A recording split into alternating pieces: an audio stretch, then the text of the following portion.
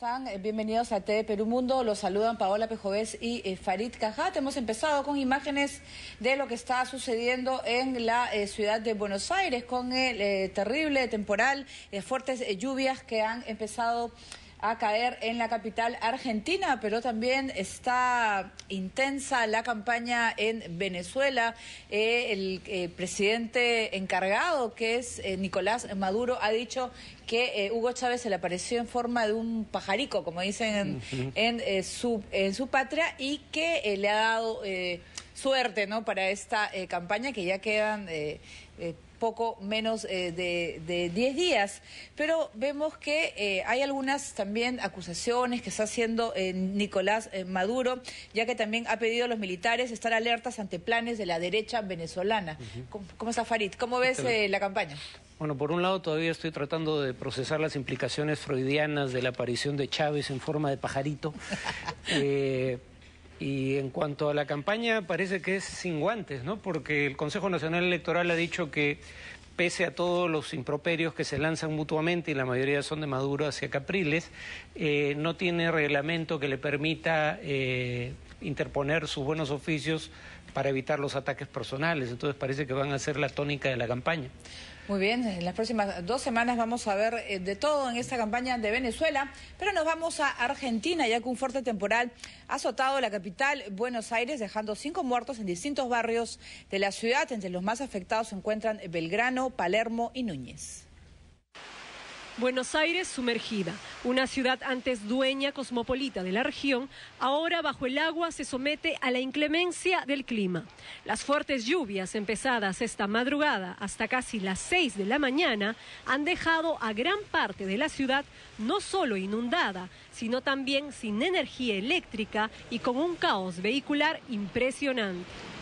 Los cerca de 200 milímetros de agua que cayeron en Buenos Aires han marcado un récord histórico para este mes, pues lo que cayó esta madrugada es todo lo que suele caer en abril. El fenómeno se dio en los barrios porteños, así como en distintas localidades de Buenos Aires. Las autoridades argentinas han confirmado al menos la muerte de 6 personas. Un hombre de 60 años, una mujer de 80, otra de 88, un trabajador del subte que murió electrocutado y la de un hombre aún sin identificar. En tanto, la 6ª muerte fue confirmada por el secretario de Seguridad, Sergio Berni. Nos toma de sorpresa, tuvimos que armar el operativo así muy a las rápidas, y bueno, este operativo está saliendo bien y esperemos que esto salga bien. Sí le pido a la gente esta recomendación, igual que Blanco Encalada, que por favor no salgan si no es algo sumamente necesario, porque es muy peligroso. La mayoría de los vehículos que circulaban terminaron sumergidos casi en su totalidad, luego de que el fuerte aguacero causara inundaciones en las principales vías de la ciudad. El personal de rescate ha tenido que trabajar desde la madrugada para poder ayudar a las personas que quedaron varadas. Algunos comerciantes, quienes además de sufrir cortes de energía, se vieron en la necesidad de caminar entre las aguas para poder recuperar un poco de su mercancía y llevarlas hasta sus casas, las cuales también resultaron terriblemente afectadas. Estamos lamentando 5 víctimas fatales, en situaciones algunas esperables, que es la electrocución por el agua, y aparentemente 2 muertes que hay que chequear, pero tienen que ver con personas atrapadas en el auto, no está claro, pero todas las muertes son tremendas. El ministro de Ambiente y Espacio Público de la ciudad, Diego Santilli, señaló que Lugano, Mataderos, Belgrano y Liniers son las zonas más afectadas, mientras que en otras la visibilidad fue de apenas 500 metros.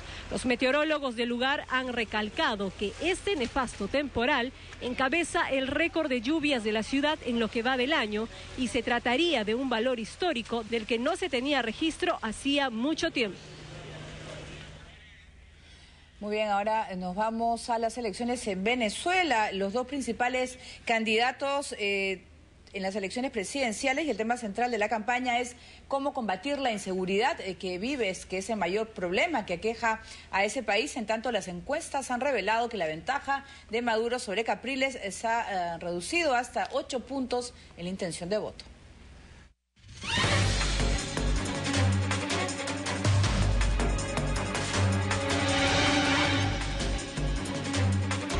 no es verdad que Venezuela sea uno de los países más inseguros del mundo. No es verdad. ¿Cuál es el futuro que mis hijos no pueden hablar porque mañana alguien saca una pistola y una vez ¡boom!, le dan un tiro? ¿Cuál es el futuro que espero yo por mis hijos?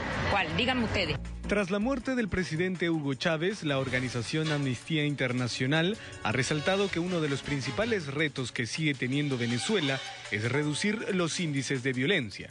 El Ministerio del Interior ha informado apenas este lunes que en lo que va del año se han registrado 3.400 homicidios en todo el país. Por eso, en el comienzo de la campaña electoral de cara a los comicios de este 14 de abril, los dos principales candidatos han centrado su agenda en este problema. Desde el lado del oficialismo, Nicolás Maduro ha hecho un llamado para construir la paz. Cesen ya la violencia, el secuestro, cesen ya la violencia. Cualquiera de estas personas que son víctimas, pueden ser sus hermanos, sus hermanas, sus hijos, sus primos, sus madres, su padre. Hay que respetar la vida como algo sagrado. El único que da la vida es Dios y el único que nos puede llevar de esta vida es Dios. Más nadie. En tanto, Capriles ha convocado a movilizaciones nocturnas en Caracas y otras ciudades del país para acompañarlo y protestar. Nuestro objetivo es derrotar a la violencia. Nosotros, los venezolanos, vivimos un país violento. Sería otro el país si nosotros derrotamos la violencia, si nosotros le apostamos a la paz, si nosotros nos unimos como hermanos. Las cifras de violencia e inseguridad ciudadana son alarmantes. Varias organizaciones internacionales han calificado a Caracas como una de las capitales más peligrosas. Según la ONU, Venezuela ocupa el 5º lugar entre los países con las tasas de homicidios más elevadas de todo el mundo. Ahora el reto de cambiar esta terrible situación la tienen ambos candidatos, cuya diferencia en la intención de voto se viene reduciendo con el paso de los días. Las principales encuestadoras revelan que la ventaja de Maduro sobre Capriles oscila entre los 11 y 8 puntos. En la elección de octubre pasado, Hugo Chávez logró una ventaja de 10,7 puntos porcentuales sobre el líder de la oposición. Una cifra similar es la que separa ahora a los aspirantes a la presidencia venezolana, que se definirá en tan solo 2 semanas. Muy bien, está muy intensa la campaña en Venezuela, pero nos vamos en directo a Zulia, donde el candidato y presidente encargado Nicolás Maduro se encuentra dirigiéndose a la población. Vamos a escuchar. Estoy ahora más convencido que nunca. Yo no caigo en triunfalismo. Yo no caigo en triunfalismo. Y pido a ustedes que no caigan en triunfalismo. Yo le pido a todo el pueblo del Zulia, a esta gigantesca manifestación, y le pido al noble pueblo de Zulia, a los hijos de nuestro general en jefe Urdaneta, el hombre más leal y fiel, a nuestro libertador Simón Bolívar, le pido a este pueblo leal, a este pueblo fiel, al comandante Chávez, a este pueblo que siempre quiso y amó al comandante Chávez. Le pido que nos preparemos bien, que nos organicemos. Muy bien, estamos viendo en imágenes desde el estado de Zulia. Nicolás Maduro está dando su discurso a la población y él está hablando de no caer en triunfalismos. Farid, hay una diferencia, algunos dicen 8 puntos, 10 puntos en otras empresas encargadas de los sondeos. Sin embargo, saben pues que el tema de la inseguridad es un tema importante para los venezolanos. Solamente en el 2012 se cometieron 16.000 homicidios en todo el país. Así que ayer hubo una marcha en que participó Enrique Capriles, una marcha nocturna, porque lo que piden los venezolanos es poder caminar de noche y con la seguridad que requieren. Según un estudio reciente, las 3 primeras capitales del homicidio a nivel mundial son ciudades latinoamericanas, ¿no? San Pedro Sula en Honduras en primer lugar, Acapulco en segundo lugar en México, ya no es un balneario bucólico únicamente, y en tercer lugar Caracas, ¿no? Y claro, la tasa de homicidio se mide por el número de homicidios en un año por cada 100.000 habitantes, ¿no? Y la mayor parte de los homicidios en Venezuela se producen en Caracas. Lo paradójico es que el gobierno no suele dar cifras parciales, pero esta vez acaba de lanzar una cifra parcial de 3.400 muertos, pero no porque quisiera mantener informada a la población, sino para indicar que la quinta parte de esas muertes se produjeron en el estado de Miranda, estado del cual es gobernador Capriles. Pero claro, el punto es que parte de Caracas, la capital, está dentro del estado de Miranda. Entonces, obviamente eso tenía que tocar también a Capriles. La pregunta de fondo es quién es la autoridad competente en materia de seguridad ciudadana. Yo presumo que es el Ministerio del Interior. Ajá. Pero sobre el tema de la violencia, por ejemplo, ¿qué es lo que pasa en Venezuela? ¿Son bandas delincuenciales? O sea, ¿qué es lo que pasa? ¿Es que yo puedo salir a la calle y estoy asaltada? ¿Son grupos que trabajan de manera independiente? No sé cómo. No son grandes organizaciones criminales como las que habría en México, pero sí es crimen organizado a menor escala, digamos, ¿no? En donde además la forma de crimen más común es el homicidio, o en todo caso la más grave, y digamos... parte del problema es que el gobierno lo ha negado, ¿no? Ha negado la existencia del problema. En un momento incluso prohibió que se propalaran imágenes que generaran sensación de caos, y entonces el diario El País puso en primera plana una foto que no se podía publicar en diarios venezolanos, porque era una foto de la morgue central con cadáveres en el piso, porque no había suficientes lugares donde colocarlos. Así es, la morgue de Belomonte ha recibido 1.364 cadáveres en los últimos 3 meses, todos por homicidio, así que quien sea el presidente próximo de Venezuela va a tener que hacer algo por la seguridad. Pero también las mujeres están cobrando protagonismo en esta campaña electoral. Entre ellas se encuentra la esposa de Nicolás Maduro y también las exnovias de Enrique Capriles. Veamos. Abogada penalista de 60 años y pieza clave en el comando de campaña del candidato y presidente encargado de Venezuela. Se trata de Cilia Flores, pareja sentimental y política de Nicolás Maduro. Se conocieron en la época en que Hugo Chávez dio su fallido golpe de Estado en 1992 y Flores se encargó de su defensa, consiguiéndole el indulto presidencial y la libertad. Por esos años, Cilia presentó a Chávez y Maduro, entonces dirigente sindical, en la cárcel de Yare. Desde ahí se transformaron en inseparables. En 1997 la pareja acompañó al exmandatario en la fundación del movimiento Quinta República, que lo llevaría a la presidencia por primera vez en 1999. Un año más tarde ambos ya eran diputados en la Asamblea Nacional. Flores dirigió el Poder Legislativo hasta el 2011. La elección de Nicolás Maduro podría dejarla como la primera dama más poderosa de América Latina. En la oposición encontramos a doña Mónica Radonsky, considerada por muchas como la suegra de Venezuela, pues la soltería del aspirante presidencial ha puesto a cientos de damas venezolanas a pensar en un compromiso formal. Y es que la madre de Enrique Capriles ha confesado ser la primera interesada en conseguirle una pareja a su hijo. La gente habla mucho. Lo que pasa es que Enrique está comprometido y no quiero sonar cursi, pero Enrique está comprometido con Venezuela. Y encontrar una mujer que acepte eso, que comparta a Enrique con eso, no es fácil. Y yo no lo digo por Enrique, lo digo por ella. Doña Mónica desciende de una familia de judíos polacos exiliados en la Segunda Guerra Mundial. También ocuparía un importante puesto en el gobierno de Capriles en caso de llegar a la presidencia, pues se convertiría en la primera dama. Este soltero de 40 años que aspira a ser presidente ha dicho que las mujeres son su debilidad. Capriles ha tenido varias y publicitadas relaciones sentimentales con guapas periodistas y modelos. Una de ellas es la escultural venezolana Shannon de Lima, quien fue hasta hace poco novia del cantante Marc Anthony. Como vemos, todo un galán.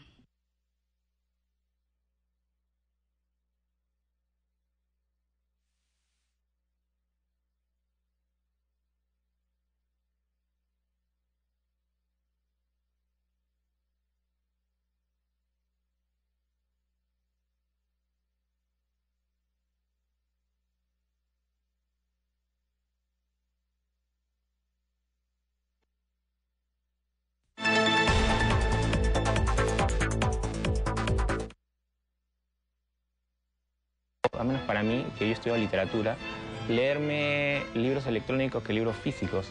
Cualquier niño que tiene una cabina pública en cualquier parte del Perú tiene ya ahorita un acceso potencial a leer 1500 libros de literatura en español. Un viaje por el mundo del conocimiento.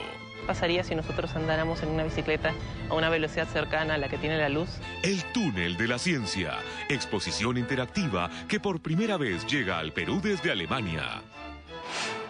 Presencia cultural, este viernes a las 10 de la noche, solo por TV Perú, mucho más que ver.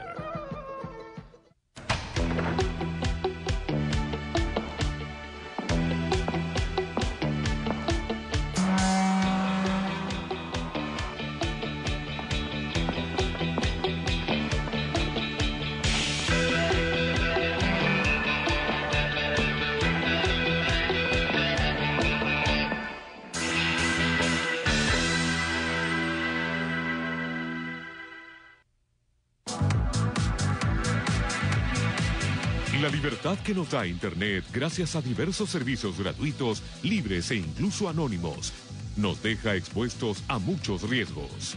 ¿Es en verdad el ciberespacio un lugar sin límites ni fronteras territoriales? ¿Quién gobierna este espacio virtual al que ya se han sumado más de 10 millones de peruanos? Descúbrelo en Umbrales, este jueves a las 4 de la tarde, por TV Perú, mucho más que ver. Esta semana en La Hora Discovery. Engañados por la naturaleza. El miércoles. Ladrones astutos. Conoce a los pillos y bribones del mundo animal. Animales que roban y hacen trampa. El jueves, cazadores hambrientos, técnicas y artimañas que emplean los animales, extrañas armas y estrategias de caza. El viernes, gigantes dudosos, corpulentos animales, pesos pesados con asombrosas estadísticas vitales.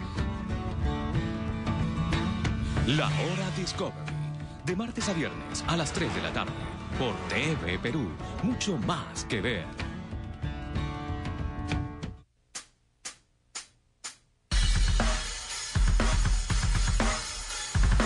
Esta es el arma que portaba Gringacho. Detalles de una reveladora investigación.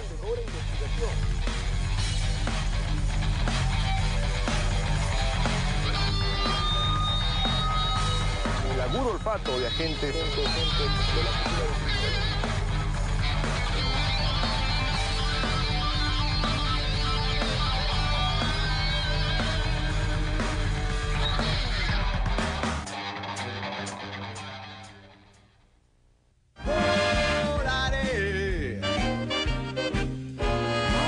Este miércoles a las 5 de la tarde, cantaré. Jaime Cuadra nos cuenta sobre el éxito logrado con su última producción, Cholo Soy 3.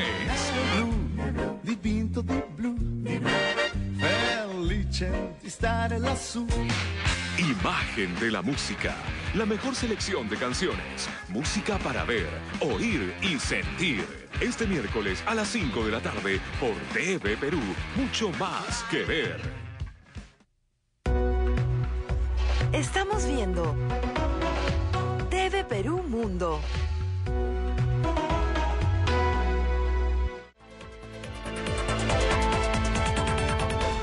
Muy bien, continuamos en TV Perú Mundo y vamos a comentar de la presencia de las mujeres en esta campaña electoral. Primero con Nicolás Maduro, donde la poderosa es Cilia Flores. En todo caso, parece ser la eminencia gris tras el trono. Ella tenía una figuración política previa incluso a la de su esposo, y algunos creen que ella es más inteligente que él. En el caso de Capriles, digamos, la asociación con Mujeres Bellas presumo que le favorece en un contexto de un país donde todavía debe haber homofobia a niveles significativos, al punto de que el gobierno de Chávez fue el que más abogó por los derechos de las minorías sexuales, que es como se les llama en una ley aprobada en Venezuela.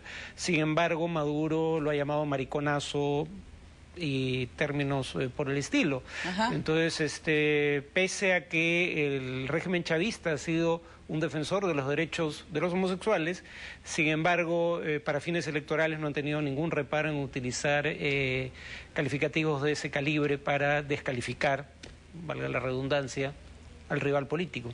Claro, pues, pero al final, si está o no con pareja, al final es su madre también quien puede asumir esa función, ¿no? Porque la primera dama, en todo caso, cumple más funciones sociales, ¿no? Sí, no, a mí no me dice nada, ¿no? Pero en todo caso, por eso digo, es sintomático que pese a la trayectoria del régimen de Chávez en la materia, se utilice el tema de su soltería para descalificarlo, ¿no?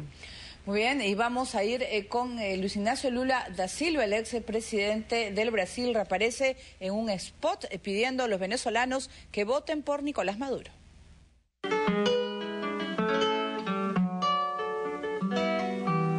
Minhas amigas e meus amigos, fui grande amigo de Chávez e lutamos juntos em favor dos povos oprimidos da América Latina. Nessa luta, eu conheci Nicolás Maduro, que me surpreendeu desde o primeiro momento por sua competência, o amor por seu povo e, principalmente, pela grande afinidade de pensamento com o presidente Chávez, em especial na defesa dos mais pobres. Não quero interferir em um assunto interno da Venezuela, mas não posso deixar de dar meu testemunho sincero. Maduro, presidente, é a Venezuela que Chávez sonhou.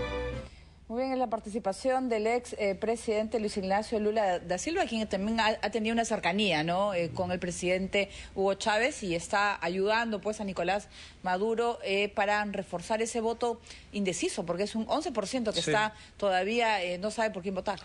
Pero él no quiere interferir, ¿no? No que es va. curiosa esa mención porque claramente está haciendo campaña, pero en todo caso esto sí puede ser un golpe para Capriles, sencillamente porque Capriles, que probablemente sea más conservador de lo que funge en campaña se ha presentado poco menos que como un socialdemócrata, y cuando se le dice qué modelo de gobierno desearía replicar en Venezuela, el modelo que ponía era el gobierno de Lula en Brasil. Entonces, que el propio Lula, al que invoca Capriles, endose la candidatura de Maduro, probablemente no ayude mucho a Capriles. Dicho esto, probablemente sea cierto que un gobierno de Capriles se parecería más al gobierno de Lula en Brasil de lo que se parece el actual gobierno venezolano.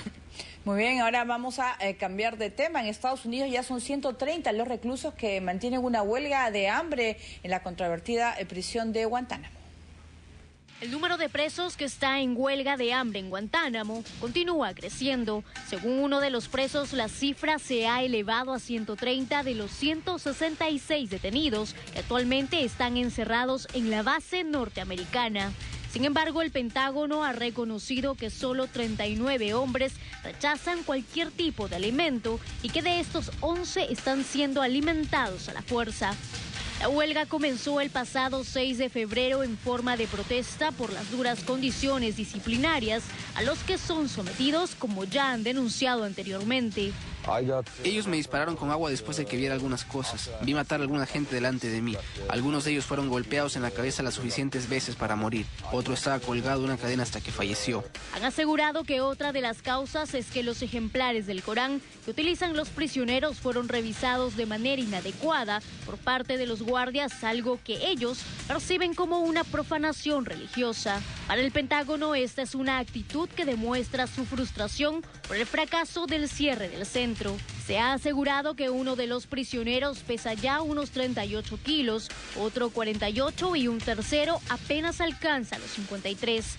Esta no es la primera vez que se da una huelga de hambre dentro de Guantánamo, desde que se concibió en enero del 2002 para alejar de las leyes norteamericanas a los combatientes enemigos capturados en la guerra contra el terrorismo tras el 11 de septiembre. En el 2005, al menos 200 detenidos de la base militar en Cuba iniciaron este tipo de huelga, lo que en su momento representó más de la tercera parte del total de los reclusos. Solo 6 de los 16 presos considerados muy importantes han sido actualmente enjuiciados, entre ellos los supuestos autores intelectuales de los atentados terroristas del 2001, mientras que 86 del total están recluidos sin cargos y su liberación está suspendida indefinidamente. Muy bien, Guantánamo es todavía una materia pendiente para el presidente Barack Obama, ¿no? Porque eso fue una promesa de campaña, de la campaña anterior. Sí, y además Guantánamo es algo que es... La base es irregular por donde se la vea. Primero, es territorio que Estados Unidos controla en Cuba, no en su propio país, sin consentimiento del gobierno cubano. En segundo lugar, los presos ahí están en un limbo jurídico. Digamos, no están en Estados Unidos, stricto sensu, luego entonces no se les aplican las leyes norteamericanas. No son, según Estados Unidos, presos de guerra, luego entonces no se les aplica, según el gobierno estadounidense, el derecho, las reglas del derecho internacional y el derecho internacional humanitario incluso, porque han sido víctimas algunos de ellos de tortura. Ahora el gobierno de Obama admite que las prácticas llevadas a cabo durante el gobierno de Bush eran tortura, y el propio Obama prometió cerrar Guantánamo durante el primer año de su gobierno. De hecho, fue el primer decreto que firmó al llegar a la Casa Blanca. Y dicho sea de paso, por último, la mitad de las personas que están en Guantánamo, de esos 166, aproximadamente unos 80, ya deberían o haber sido liberados según las propias normas del gobierno americano, o haber sido, digamos, entregados a los países de origen, sea para su liberación o para un juicio, ¿no? Un juicio, ¿no? Y el punto es que eso no se hace. Muy bien, ahora nos vamos al Brasil. Una sucesión de crímenes violentos como la violación de una turista en la ciudad de Río de Janeiro y la ejecución de jóvenes con presunta complicidad policial en Sao Paulo ha dejado evidencias de las deficiencias en la seguridad. Como sabemos, el país recibirá pronto a millones de extranjeros para eventos deportivos y religiosos. Un tercer sospechoso de violar a una estudiante estadounidense y golpear a su novio francés cuando viajaba en un minibús de transporte público en Río de Janeiro ha sido detenido. Los otros sospechosos se encontraban dentro de la camioneta, pero yo no los vi cometer un delito. Dos de los acusados del crimen, de 20 y 22 años de edad, ya habían sido arrestados el fin de semana. Cuando subí a la camioneta no había nadie, la luz estaba apagada, solo me dijeron que condujera. La víctima dijo, fue muy clara desde el principio al decir que todos ellos participaron de la violación, mientras se turnaban para manejar y atacaban a su novio. Estudiante y su novio, de 21 y 23 años respectivamente, fueron atacados dentro de un minibús en una de las principales avenidas del turístico barrio de Copacabana. Según la denuncia, los atacantes y el chofer golpearon con una barra de hierro al joven francés, esposaron a las dos víctimas y violaron a la joven mientras conducían por la ciudad. El joven sufrió una hemorragia en un ojo y fractura de rostro, mientras la joven tuvo fractura de nariz. Pero este no fue el único caso que sacudió esta semana a Brasil. Un video difundido por la televisión local muestra a dos individuos llegando en una moto a un barrio y matar a balazos a dos jóvenes en una calle oscura de Sao Paulo. En el video captado por cámaras de seguridad el 16 de marzo, se ve a un patrullero parado en la esquina que desaparece tras el incidente sin procurar capturar a los asesinos, por lo que se presume que la policía participó o apoyó la ejecución. Ambos sucesos no han hecho más que despertar suspicacias y deslizar preguntas como si Brasil está realmente preparado para ser sede de importantes actividades mundiales, teniendo en cuenta que su capital se prepara para acoger a millones de turistas de cara al Mundial de Fútbol 2014, los Juegos Olímpicos 2016 y la Jornada Mundial de la Juventud Católica en julio. Muy bien, lo que ha sucedido en el Brasil, en pleno barrio de Copacabana, un barrio turístico, a una mujer de nacionalidad norteamericana, esta violación en grupo que también se ha dado en la India y en otros, por ejemplo, en Acapulco, ¿no? Con las turistas españolas. Es un ambiente total de inseguridad. El Brasil tiene que hacer algo, pese a que hay programas, por ejemplo, con las favelas, para poder tratar de controlar el crimen. Se les viene eventos importantísimos y puede afectar muchísimo la imagen del país a nivel mundial. Claro, el gran problema con estos modelos de entra las fuerzas policiales con una superioridad abrumadora de potencia de fuego, luego entonces a las favelas, quiero decir, luego entonces los criminales no resisten y se desplazan hacia otros lugares y además se mantiene la presencia policial y se crean focos o polos de desarrollo local. Eso ha logrado pacificar las favelas, pero todo parece indicar que ha desplazado a los delincuentes a otros barrios de las grandes ciudades de Brasil. Entonces no ha acabado con el problema.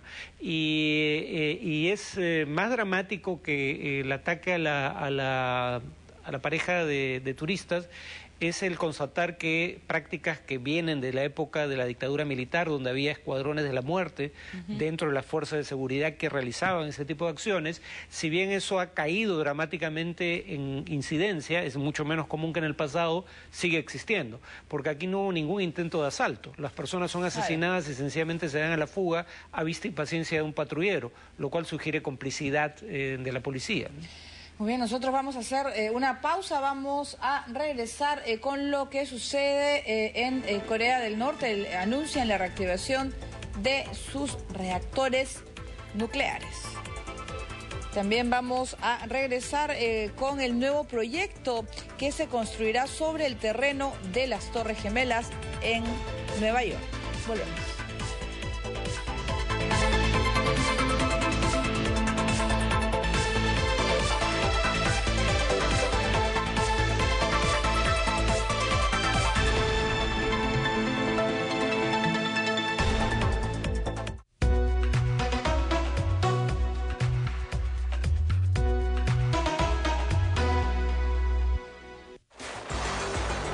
Nos embarcamos en el Humboldt, en una travesía por las aguas más tormentosas del mundo, acompañando a una misión científica.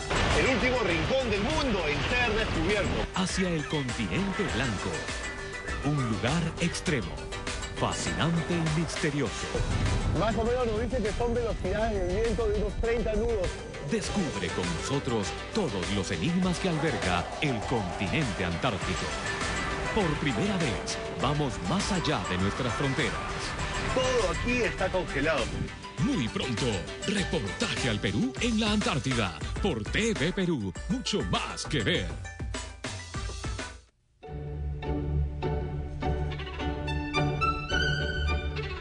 Agradecemos la voz y presencia del profesor Ortiz Cabrejos. La mayoría de nosotros no estamos entrenados ni siquiera estamos acostumbrados a que nuestra mente se quede quieta por algún instante. La meditación nos enseña a que eso lo podemos lograr naturalmente. El estado normal del cerebro es un estado de desatención. La mente nos pone otra meta que está más adelante y nos hace sentir que la felicidad depende de aquello que debemos obtener y no que la felicidad es un estado de conciencia.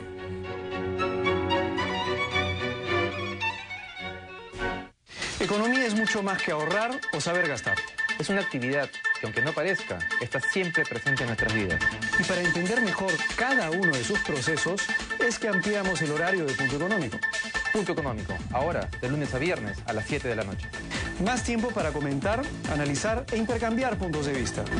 Punto Económico. Por TV Perú. Mucho más que ver.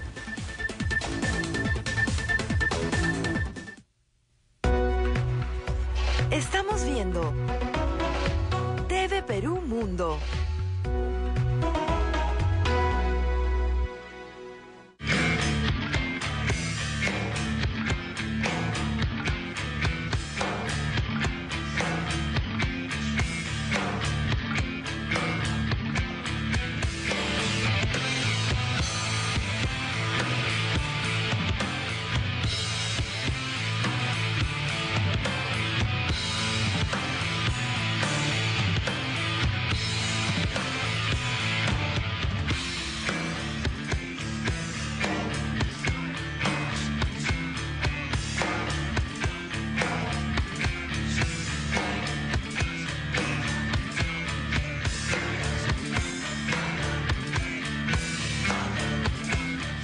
Ahora vamos con Corea del Norte. El régimen comunista anunció la reactivación de sus reactores nucleares en respuesta a la presencia de destructores estadounidenses en la costa de Corea del Sur. La Casa Blanca, por su parte, hizo un llamado a China y a Rusia para controlar a su aliado norcoreano. Aseguró que Pyongyang está violando sus obligaciones internacionales. Estados Unidos ha desplegado 2 destructores estadounidenses capaces de interceptar misiles frente a la costa occidental surcoreana. Ninguno de estos buques forma parte de las maniobras conjuntas que están llevando a cabo con Corea del Sur. Están allí para llevar a cabo una misión de defensa antimisiles. Ambos navíos poseen un sofisticado radar que permite rastrear y destruir misiles enemigos.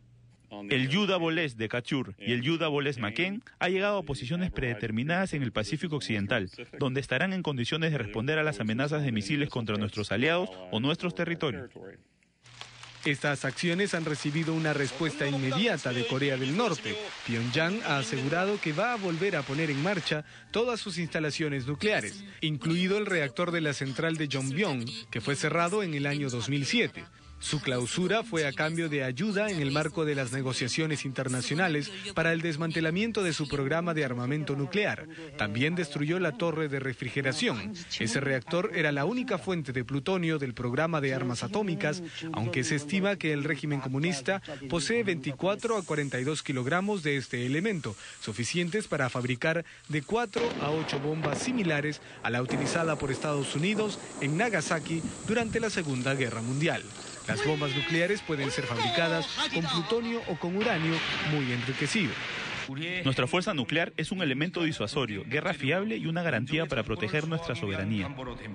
Corea del Norte ya ha recibido sanciones desde el Consejo de Seguridad de la ONU por sus constantes pruebas nucleares. Sin embargo, el régimen de Kim Jong-un ha dejado claro, por si quedaba alguna duda, que considera la posesión de armas atómicas vitales para su supervivencia y que no son negociables.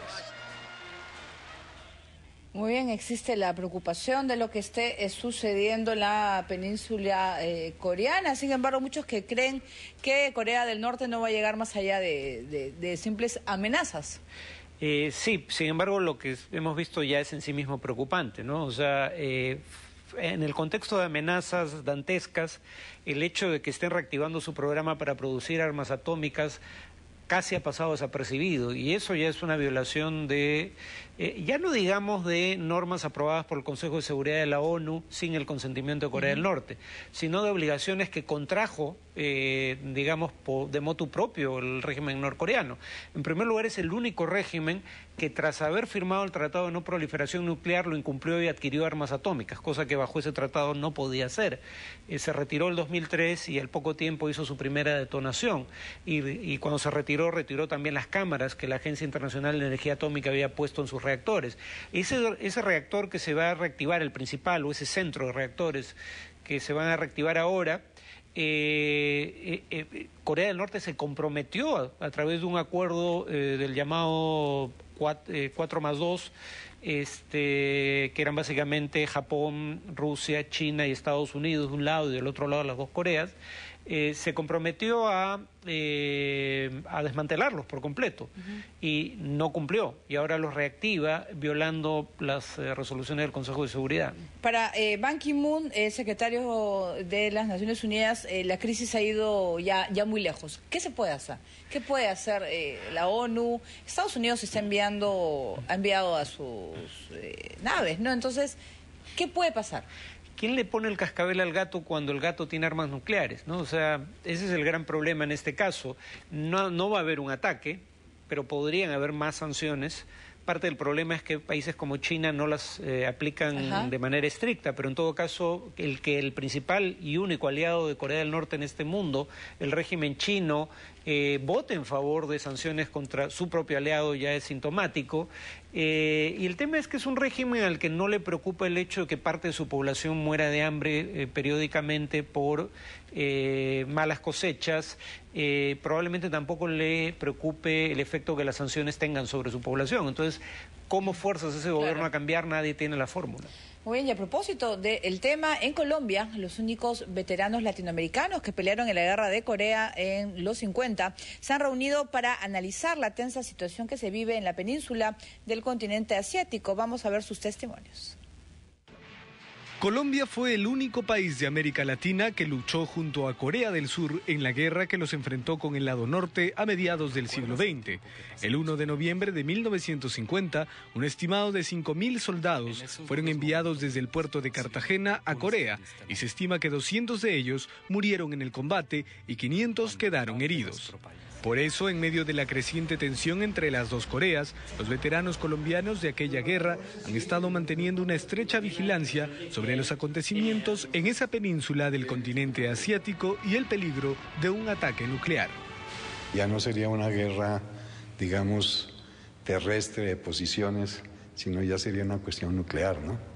Y las víctimas que va a dejar serían terribles, terribles. No, ni pensarlo, pues. Y a nosotros pues nos invade la tristeza porque nosotros nos sentimos hermanos de los coreanos. Mientras observaba una foto de cuando era joven y peleó en la guerra de Corea, Carlos Latorre, otro veterano de guerra, también explicó que una escalada en el conflicto no beneficiaría a nadie. Yo, si estuviera en Corea del Norte, le pediría a este joven, que es una persona inexperta, que tuviera mucho cuidado porque él no sabe en lo que se está metiendo. Una guerra que en este momento no le convendría a ninguno, ni en el mundo a nadie, porque eso nos perjudicaría también a nosotros. Lógicamente nosotros, si estuviéramos más jóvenes, de mi parte yo volvería, pero ya estamos muy viejos para volver. A principios de esta semana, el secretario general de Naciones Unidas, Ban Ki-moon, expresó que la crisis de Corea del Norte había ido demasiado lejos. Los veteranos de guerra coinciden con esa afirmación, pues temen que la historia se repita.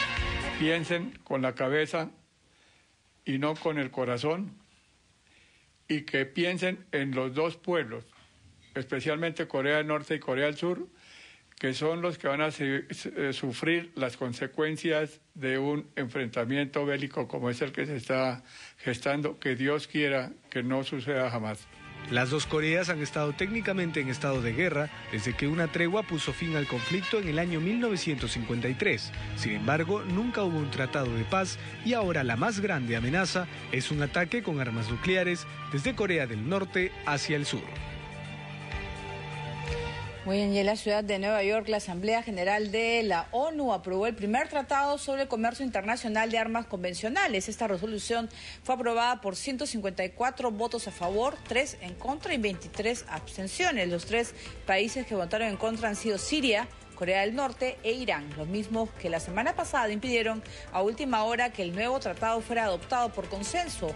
El texto fue finalmente patrocinado por más de un centenar de naciones, incluidos los Estados Unidos, el mayor exportador de armas del mundo, también por los 27 países de la Unión Europea. Sin embargo, los representantes de Bolivia, Cuba, Ecuador, Nicaragua y Venezuela finalmente decidieron abstenerse al considerar que el tratado privilegia a los países exportadores y es susceptible de ser manipulado políticamente. Estos 5 países consideraron que el tratado no es equilibrado y no incluye una mención expresa a la prohibición de transferir armas a grupos armados no estatales e incluye algunas deficiencias que les impiden votar a favor de su aprobación. Muy bien, y vamos a poder comentar rápidamente, Farid, sobre este tratado histórico del comercio de armas que se han opuesto 3 países. Sí, acá uno ve cómo en los foros internacionales y en la creación de nuevo derecho internacional pesan mucho los intereses de los estados más poderosos, porque a los estados más poderosos les interesaba tener un tratado de no proliferación nuclear para que, salvo ellos, los 5 miembros permanentes del Consejo de Seguridad, nadie más adquiriera bombas atómicas y lograron impedirlo durante décadas. Tenemos desde hace 45 años el tratado de no proliferación nuclear. Pero como esos mismos países son los principales exportadores de armas convencionales, no querían firmar lo que se acaba de suscribir y que va a ser firmado y ratificado por los países de manera formal a partir de junio de este año. Y hay que tener en cuenta que tenemos un tratado de no proliferación nuclear, pero las armas nucleares no matan a nadie desde la Segunda Guerra Mundial. Y no había un tratado que comprendiera armas ligeras y pequeñas que matan, según la ONU, 600.000 personas al año, ¿no? Entonces, si se aplica, y esa es una condición, digamos, que está por verse si se cumple, va a ser más importante en términos prácticos que el Tratado de No Proliferación Nuclear. Bien, ahora nos vamos a Gaza. Hamas, el grupo islamista, promueve la segregación por sexos en los centros educativos. Las nuevas normas del Ministerio de Educación prohibirán a los hombres enseñar en colegios de niñas y ordena separar las clases de niños y niñas a partir de los 9 años. Hamas suele negar que uno de sus objetivos sea instaurar las leyes islámicas en la Franja de Gaza. Sin embargo, las normativas que salen de su gobierno son todo lo contrario. El Ministerio de Educación del régimen islamista ha promulgado una nueva ley que ordena la separación de niños y niñas escolares a partir de los 9 años y prohíbe a los hombres dar clases en las escuelas femeninas. La nueva legislación, que entrará en vigor el próximo mes de septiembre, también deberá cumplirse en los colegios cristianos y aquellos administrados por Naciones Unidas. Somos musulmanes, no necesitamos conseguir adeptos y lo único que estamos haciendo es servir a nuestra gente y a su cultura. El asesor legal del Ministerio de Educación de Gaza niega que este sea un paso más de su régimen para islamizar a toda la población. Sin embargo, activistas de derechos humanos han acusado a esta facción palestina de querer imponer su ideología religiosa radical a todos los ciudadanos. Decir que la antigua ley no respetaba las tradiciones de la comunidad y que ellos querían hacer solo reformas es un insulto para la sociedad. Para Al-Ghoneimi, el gobierno de Hamas, en vez de esconderse detrás de las tradiciones, debe decir claramente que son islamistas y que lo que quieren es islamizar a toda la comunidad. Otras normas obligan a las escolares y abogadas a llevar velo y vestidos largos. Según la nueva ley, también está prohibido recibir regalos o ayudas orientados a normalizar relaciones con la ocupación sionista, que es como suele definir Hamas a Israel. Muy bien, y en Japón y Filipinas ya han empezado diversas actividades porque hoy es el Día Mundial de la Concientización sobre el Autismo. En Japón se dio inicio a las celebraciones que marcan la 6ª edición del Día Mundial para la Concientización sobre el Autismo, que congregó a funcionarios gubernamentales de alto rango de Manila y las Filipinas. Las fuertes lluvias y bajas temperaturas no fueron motivo suficiente para que centenares de personas, entre voluntarios, familiares y celebridades locales, salieran a las calles portando el color azul, un símbolo de apoyo para aumentar la conciencia sobre esta condición que afecta al 17% de la población mundial. Nuestro objetivo es crear una sociedad segura para las personas con autismo en todo el mundo. Hoy, tanto el gobierno japonés y los miembros de la Asamblea Nacional están aquí para mostrar su apoyo, así como un número de ciudadanos. Paradójicamente, a pesar de que Japón ha estado durante décadas a la vanguardia en las investigaciones sobre este trastorno, la ignorancia conlleva a que uno de los mayores obstáculos a superar por las personas con autismo y sus familias sea la aceptación. En otras partes del mundo, la celebración también se hizo presente en Australia, pues el House Opera se tornó de color azul para solidarizarse con este día. Se sabe que el autismo afecta a 1 de cada 110 de sus ciudadanos, convirtiéndose en un tema importante de salud pública. Nunca se trató de la luz o el color azul. Nosotros queremos más para nuestros hijos y para las familias de los niños con este trastorno. Todos estamos congregados alrededor de una luz brillante sobre el autismo. Como se recuerda, la Asamblea General de Naciones Unidas declaró por unanimidad este día como fecha oficial. El autismo es considerado como un trastorno neurobiológico complejo que inhibe la capacidad de una persona para comunicarse y desarrollar relaciones sociales, el cual es acompañado a menudo por problemas de comportamiento. Muy bien, y en Estados Unidos, One World Observatory es el nuevo nombre del proyecto que se construirá sobre el terreno de las Torres Gemelas. Vamos a conocerlo. Los visitantes a la plataforma de observación en el One World Trade Center aprenderán sobre la historia del edificio. El observatorio será construido en la planta 100, 101 y 102, donde se ubicaron las Torres Gemelas. La construcción comenzará en 2014 y esta abrirá sus puertas a sus primeros visitantes en 2015. Durante la presentación a la prensa, las vistas panorámicas de Manhattan, Brooklyn y Nueva Jersey se podían ver desde el piso 100. Hasta ahora, el observatorio solo es una cáscara de hormigón, acero y vidrio, pero de acuerdo con el director ejecutivo adjunto de la Autoridad Portuaria de Nueva York y Nueva Jersey, una vez terminado, se obtendrán espectaculares vistas que harán considerar al World Trade Center como un destino de clase mundial. World Trade Center, que inicialmente estaba destinado a ser un símbolo de nuestra resistencia, es ahora la imagen definitoria del Lower Manhattan. Los ojos de todo el mundo podrán ver este edificio. Al mirar alrededor, usted estará de acuerdo. No hay una visión que pueda coincidir con la de esta plataforma. El rascacielos de 104 pisos en la esquina noreste del World Trade Center será el edificio más alto del hemisferio occidental cuando se haya completado. Los visitantes podrán comprar sus boletos en el vestíbulo del edificio y luego tomar una escalera al sótano para escuchar una presentación sobre la construcción del edificio, con las voces de algunos trabajadores mientras esperan la cola para los ascensores. El costo de tomar el tour de 1 hora no ha sido determinado, pero los funcionarios dijeron que sería comparable a las atracciones similares. La plataforma de observación en el edificio Empire State cuesta $25 y esta se tomará como referencia.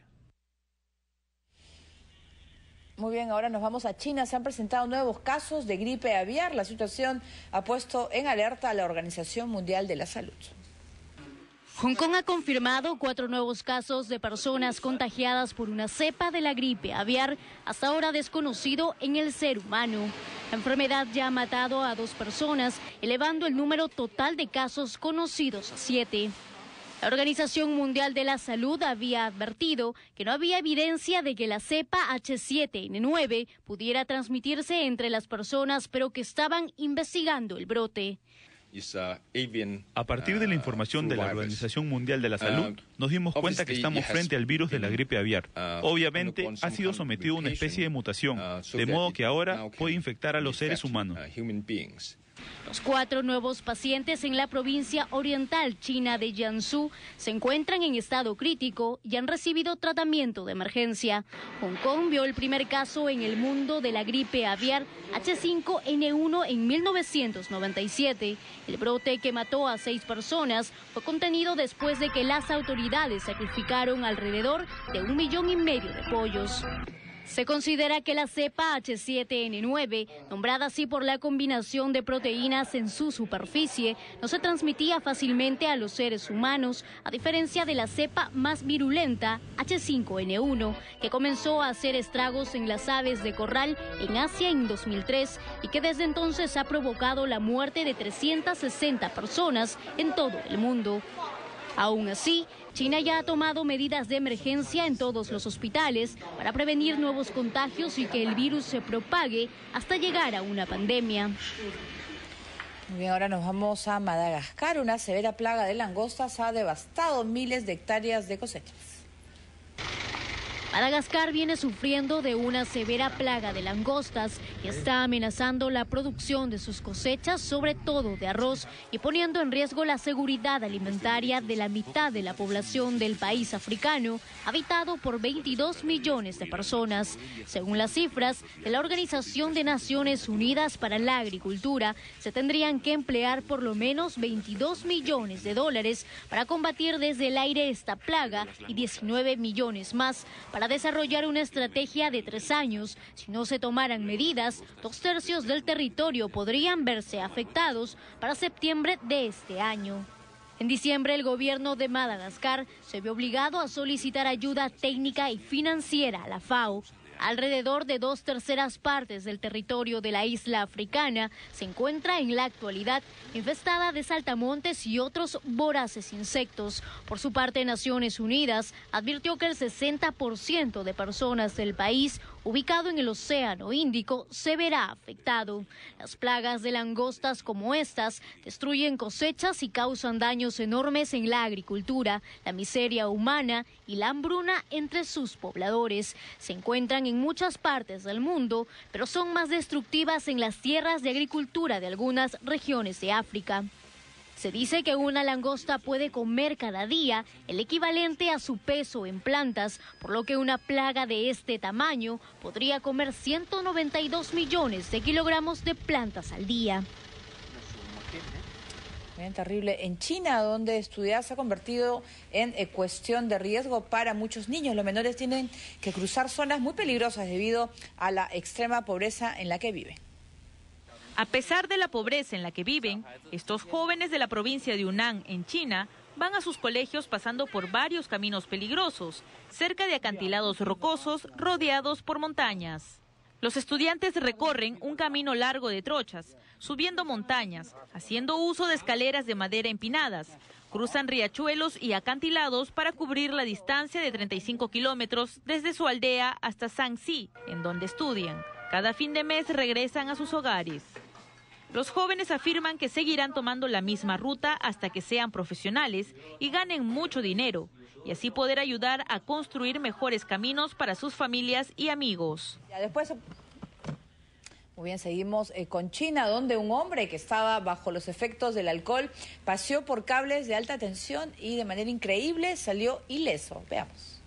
Aferrado a los cables eléctricos de un poste de 9 metros y completamente inconsciente del peligro, estuvo este hombre poniendo en riesgo su vida en la provincia de Shanxi, en China.